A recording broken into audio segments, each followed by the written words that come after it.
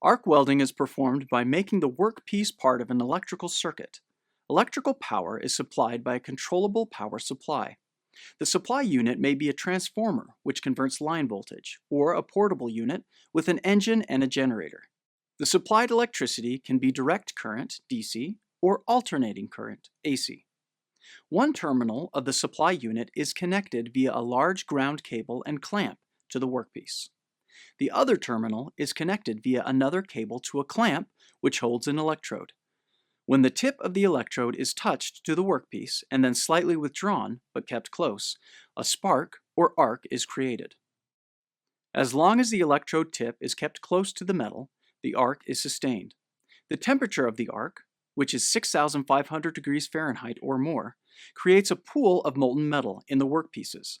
As the electrode is moved along a joint, the molten metal left behind solidifies to create a fusion bond.